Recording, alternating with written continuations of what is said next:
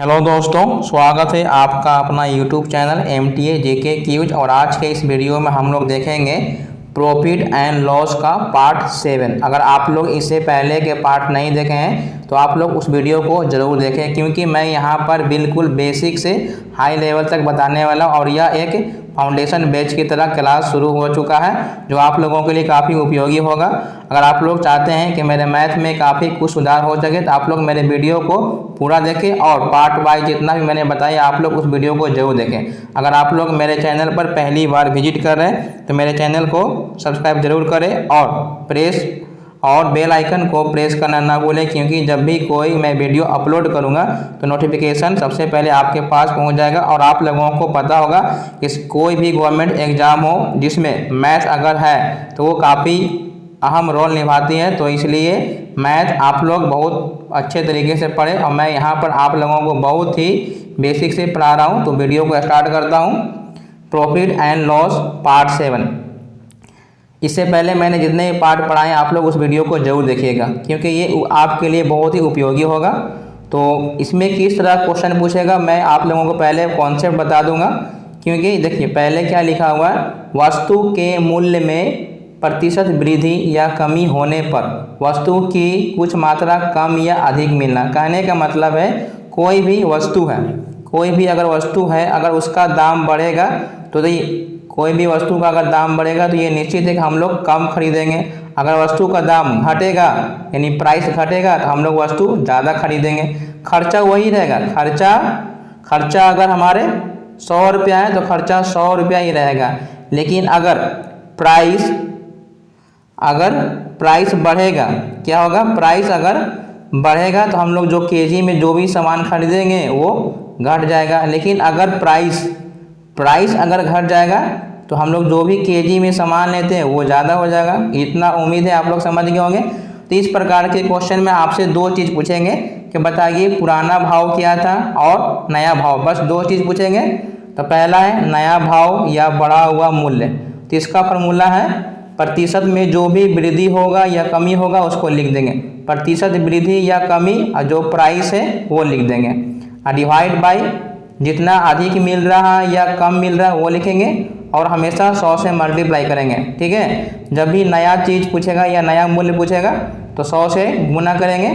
पुराना भाव में भी बस वही लिखना, प्रतिशत में वृद्धि या कमी इनटू कीमत कर देंगे। ठीक है, इतना तो समझ में आ गया होगा।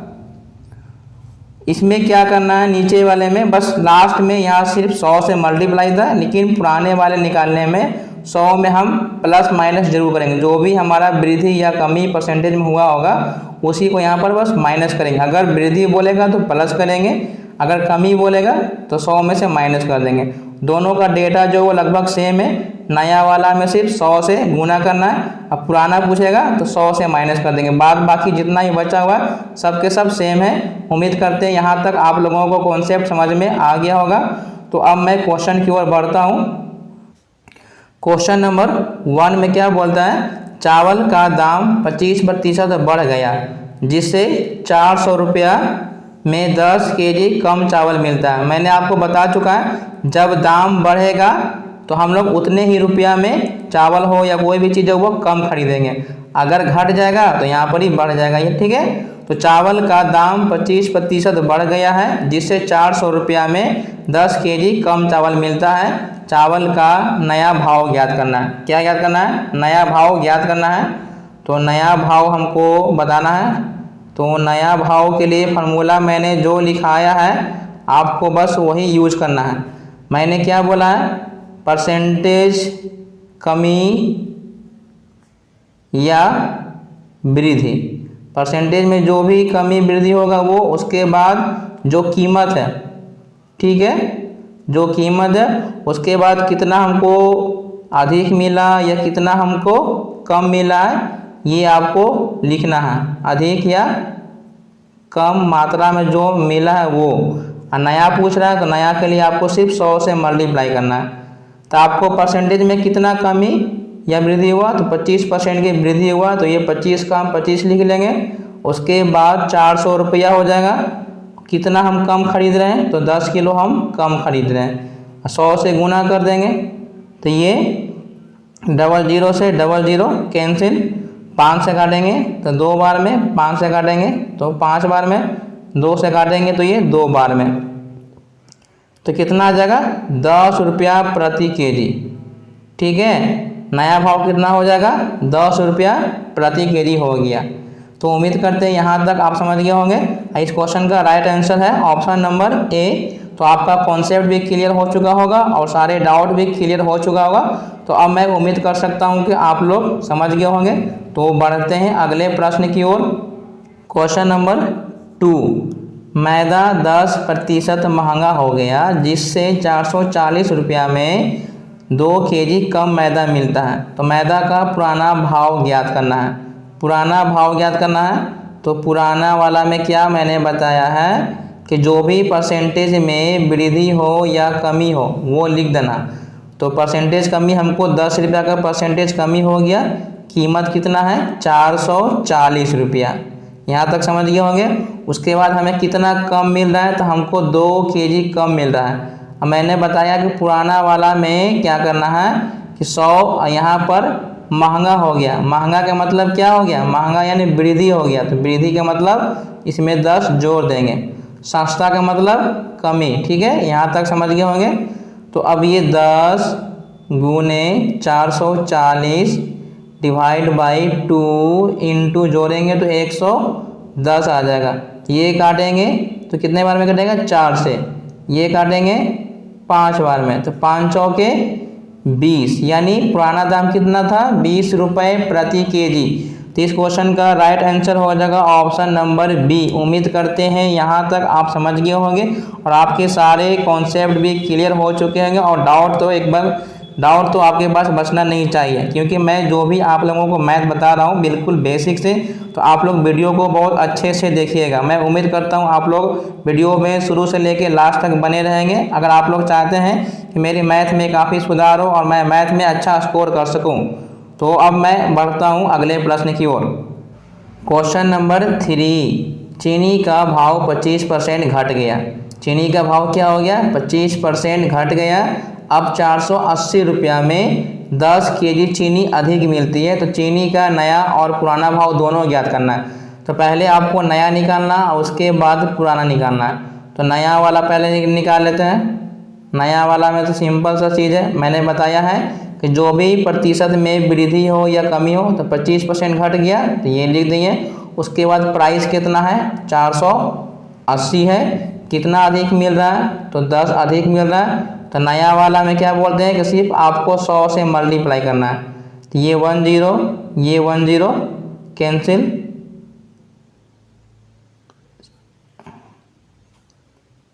ये गलत हो गया। ये 1 0 से ये 1 0 जाने वाला। ठीक है, और ये 5 से काटेंगे 2 बार में तो ये 5 से कटेगा 5 बार में। फिर ये 5 से काटेंगे तो ये 2 बार में। तो 2 दूनी 4 और 4 से काटेंगे तो 12 चौके 48, यानी नया वाला मेरा कितना हो जाएगा 12 केजी हो जाएगा, मैंने 12 केजी रुपये प्रति हो जाएगा। अब हमको पुराना निकालना है। क्या करना है पुराना निकालना है। तो पुराने वाले में क्या करना है सेम उसी प्रकार से तो उतार देना है। 25 गुने 480 10 और लास्ट में पुराना जब भी निकलता है तो यहाँ पर ही प्लस होगा या माइनस होगा। तो 25% घट गया है यानी यहाँ पर माइनस करेंगे। तो ये 10 से ये 10 कैंसिल। तो ये 25 गुने 48 और 100 में से 25 गया 75। 25 से काटेंगे तो ये 3 बार में, 3 से काटेंगे तो 16, यानी 16 रुपया प्रति केजी हो गया। ठीक है, तो नया 12 है और पुराना 16 है। तो 12 16 ऑप्शन नंबर ए इस क्वेश्चन का राइट आंसर है। उम्मीद करते हैं यहाँ तक आप बिल्कुल समझ गए होंगे। अब आपके पास कोई भी डाउट नहीं बचना चाहिए। तो बढ़ते हैं अगले प्रश्न की ओर। इससे पहले मैंने जो भी बताया वो अलग टाइप का क्वेश्चन था। अब जो मैं आप लोगों को बताने वाला हूँ ये अलग टाइप के क्वेश्चन है। इसमें क्या रहेगा, इसमें देखिए टॉपिक का नेम है कि जब लाभ प्रतिशत या हानि प्रतिशत क्रयमूल्य की संख्या के बराबर होगा। कहने का मतलब हम जितने रुपए में खरीदे हैं उतने ही प्रतिशत का या तो लाभ होगा या तो उतने ही हानि होगा। कहने का मतलब अगर हम 100 रुपया का सामान लिए हैं तो हमको 100% ही लाभ होगा या 100% ही हानि होगा। तो इस प्रकार के क्वेश्चन को सॉल्व करने के लिए मैं आप लोगों को एक बिल्कुल छोटा सा ट्रिक है जो आप लोगों को याद रखना होगा। मैं उम्मीद करता हूँ आप लोग उसे समझ जाइएगा, क्योंकि बहुत ही आसानी तरीके से मैं आप लोगों को बताने वाला हूँ। तो क्वेश्चन की ओर बढ़ते हैं। क्वेश्चन नंबर 4 क्या दिया हुआ है, किसी वस्तु को 24 रुपया में बेचने पर उतने ही प्रतिशत का लाभ होता है जितना वस्तु का क्रय मूल्य है। तो वस्तु का क्रय मूल्य ज्ञात कीजिए। इसमें कहने का मतलब जितना क्रय मूल्य है, जितना ही क्रय मूल्य है उतना ही प्रॉफिट परसेंटेज है, यानी ये दोनों आपस में क्या है, बराबर। ये कंडीशन हमेशा दिया रहेगा कि किसी वस्तु को बेचने पर उतने ही प्रतिशत का लाभ होता है जितने वस्तु का क्रय मूल्य था। तो यहाँ तक उम्मीद करते आप समझ गए होंगे। तो आपको क्या करना है, ये जो 24 दिया हुआ, ठीक है, ये 24 दिया हुआ तो इसको 2 भाग में तोड़ना है, ठीक है। इसको 2 भाग में तोड़ेंगे जब आपका प्रॉफिट परसेंटेज क्रय मूल्य के बराबर हो। हम बात कर रहे हैं लाभ का, हानि का बात नहीं कर रहे हैं, हम बात कर रहे हैं प्रॉफिट का, ठीक है। जब क्रय मूल्य प्रॉफिट परसेंटेज के बराबर हो तो आपको क्या करना है, इस 24 को इस तरह से तोड़ना है कि अगर इसको हम तोड़ेंगे तो इसको हम तोड़ने के लिए तो 3 गुने 8 भी तोड़ सकते हैं, 6 गुने 4 भी तोड़ सकते हैं और 2 गुने 12 भी तोड़ सकते हैं। यानी तोड़ने के लिए तो हम 3 तरीके से तोड़ेंगे, क्योंकि 8 तिहाई 24 होता है, 6 चौके 24 होता है और 12 दूनी 24 होता है। लेकिन हमको कौन सा लेना है, हमको वो लेना है जिसको गुना करने पर 24 आना चाहिए और जब उसी अंक को घटाएंगे तो हमको 10 आना चाहिए।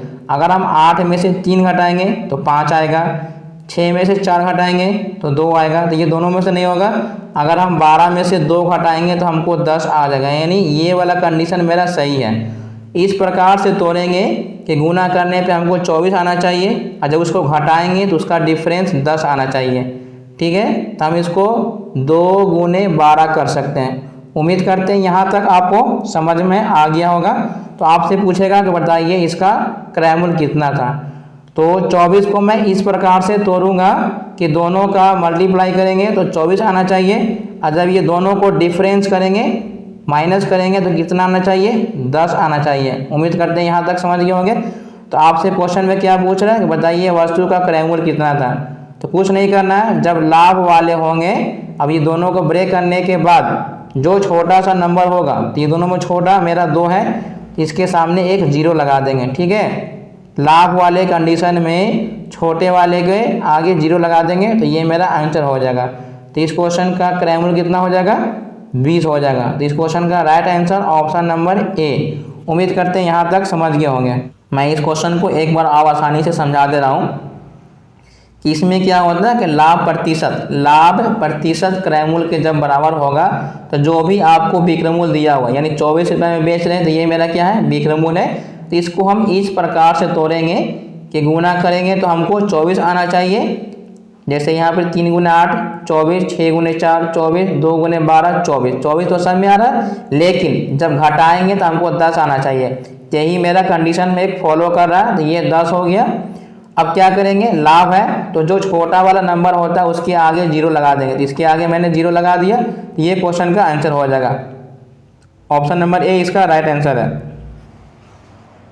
क्वेश्चन नंबर 5, एक कुर्सी जब 144 रुपये में बेची जाती है तो उतने ही प्रतिशत का लाभ होता है जितना कुर्सी की लागत है, यानी उतने ही प्रतिशत का लाभ होता है जितने क्रय मूल्य का, यानी वस्तु का दाम है। तो कंडीशन वही दिया हुआ है कि लाभ प्रतिशत है, ध्यान देना ये लाभ प्रतिशत है जो क्रय मूल्य के बराबर है। तो आपको विक्रय मूल्य कितना दिया हुआ है, यानी विक्रय मूल्य यानी 144 दिया हुआ है, ठीक है। तो इसको आपको खुद से ऐसा तोड़ना है, जो गुना करेंगे तो 144 आना चाहिए, लेकिन जब घटाएंगे तो हमको 10 आना चाहिए। तो हम क्या करेंगे, 18 में 8 से गुना करेंगे तो 144 आ जाएगा और ये दोनों का डिफरेंस भी हमको 10 मिल जा रहा है, ठीक है। तो इस क्वेश्चन का राइट आंसर कितना हो जाएगा, मैंने क्या बताया, जब लाभ वाला होता है तो छोटे वाले के आगे एक 0 लगा देंगे, तो ये हो गया 80। तो तो इस क्वेश्चन का राइट आंसर हो जाएगा ऑप्शन नंबर बी। उम्मीद करते हैं आप लोग इस कॉन्सेप्ट को समझ गए होंगे और आपने जितने भी मैंने ये बताया कॉन्सेप्ट आप उसे आसानी से समझ गए होंगे। तो अब बढ़ते हैं मैं अगले प्रश्न की ओर। क्वेश्चन नंबर 6, एक पुस्तक को 24 रुपया में बेचने पर उतने ही प्रतिशत की हानि होती है जितने में वस्तु खरीदी गई। इससे पहले क्या था, इससे पहले प्रॉफिट परसेंटेज क्रय के बराबर था, लेकिन यहाँ पर इस बार क्या है, लॉस परसेंटेज जो कि क्रय के बराबर है। ठीक है, यहाँ पर क्या है, लॉस परसेंटेज क्रय के बराबर है। तो आपको यहाँ पर एसपी कितना दिया हुआ है, 24। ठीक है, तो इससे पहले क्या था, प्रॉफिट था। तो प्रॉफिट में मैंने क्या बताया था, इन दोनों को इस प्रकार से ब्रेक करेंगे कि गुना करेंगे तो 24 और जब घटाएंगे तो 10। लेकिन यहाँ पर इस बार क्या है, लॉस परसेंटेज है। तो लॉस वाले में क्या करते हैं, इसको तो उसी प्रकार से तोड़ सकते हैं, 3 गुने 8 बराबर 24। उसके बाद 2 गुने 12 बराबर 24 आ जाएगा और 6 गुने 4 बराबर 24। ये हमको 3 कंडीशन है। तो लॉस परसेंटेज में क्या होता है कि इसमें गुना करने पर 24 आना चाहिए, लेकिन जब इसको जोड़ेंगे तो हमको 10 आना चाहिए। तो 8 3 11 नहीं आया, 12 2 14 नहीं आया, 6 4 10, यानी ये वाला सेटिस्फाइड कर रहा है। तो ये 6 गुने 4 हो जाएगा। तो लॉस वाले में जोड़ेंगे, ठीक है, जोड़ के हमको 10 लाएंगे, तब इसको जोड़ेंगे ना तो हमको 10 आ जाएगा। तो अब क्या करेंगे, लॉस वाले में दोनों में हम 0 बैठाएंगे, लॉस वाले में दोनों में 0। ठीक है, अब प्रॉफिट वाले में क्या था, जो छोटा होता था उसी में 0 लगा देते हैं, लेकिन लॉस वाले में हम दोनों पे 0 बैठा देंगे और उसके बाद आंसर जो होता है वो ऑप्शन के हिसाब से होता है। तो ऑप्शन में ये दोनों में से जो भी हो जाएगा वो आपका राइट आंसर हो जाएगा। तो इस क्वेश्चन का right answer option number A हो जाएगा। ऑप्शन में ये दोनों में से कोई एक ही होगा। ठीक है, कोई दिक्कत नहीं होना चाहिए। यहाँ तक आप तो बिल्कुल आसानी से समझ गए होंगे। लॉस वाले में इसको इस तरह से तोड़ेंगे कि हमको गुना करेंगे तो 24 और जब इसको जोड़ेंगे तो हमको 10 आना चाहिए। इसमें दोनों पे हम 0 बैठा देंगे और ऑप्शन के हिसाब से हम आंसर लिखते हैं। तो इन दोनों में से कोई भी एक ऑप्शन में जरूर रहेगा। तो उम्मीद करते हैं यहाँ तक आप बिल्कुल समझ गए होंगे। तो अब मैं बढ़ता हूँ अगले प्रश्न की ओर। क्वेश्चन नंबर 7, एक वस्तु को जब 21 रुपया में बेची जाती है यानी एसपी। तो एसपी आपको कितना दिया हुआ है, 21 रुपया दिया हुआ है। तो उतने ही प्रतिशत की हानि होती है जितने में वस्तु खरीदी गई, यानी लॉस परसेंटेज हमको दिया हुआ है जो कि क्रय मूल्य के बराबर है। तो मैंने इसमें क्या बताया है कि इस नंबर को इस प्रकार से ब्रेक करेंगे कि जब इसको गुना करेंगे तो कितना आएगा, 21, लेकिन जब इसको ऐड करेंगे तो 10 आना चाहिए। और उसके बाद लॉस वाले हैं तो लॉस वाले में दोनों तरफ हम 0 बैठा देंगे और हम इसका आंसर हम ऑप्शन के हिसाब से बैठाते हैं। इन दोनों में से जो भी ऑप्शन में होगा उसका ये राइट आंसर हो जाएगा। या तो 30 होगा या तो 70 होगा, ऑप्शन में जो मिलेगा आप उसको रंग दीजिएगा। तो इस क्वेश्चन का राइट आंसर यहाँ पर ऑप्शन नंबर ए दिया हुआ है। ठीक है, तो उम्मीद करते हैं यहाँ तक आप लोग समझ गए होंगे। और मैं आपसे एक बार रिक्वेस्ट करता हूँ कि अगर आप लोग मेरे चैनल पर पहली बार विजिट कर रहे हैं तो प्लीज़ मेरे चैनल को सब्सक्राइब करें। और आप लोगों का बहुत बहुत धन्यवाद, क्योंकि आप लोगों ने वीडियो को शुरू से लास्ट तक देखे हैं। और एक बात मैं कहना चाहता हूं कि मैं आप लोगों के लिए जो भी होमवर्क देता हूं तो आप लोग उस क्वेश्चन को ज़रूर सॉल्व करिएगा और अपना आंसर कमेंट बॉक्स में ज़रूर कीजिएगा। क्योंकि पिछले वीडियो में मैंने जो भी होमवर्क दिया था काफ़ी लोगों ने उसका कमेंट हमें ज़रूर किया था। और मैं उम्मीद करता हूं कि आगे भी आप लोग इस क्वेश्चन का जो भी होमवर्क होगा आप उसे ज़रूर सॉल्व करिएगा। Thanks for watching.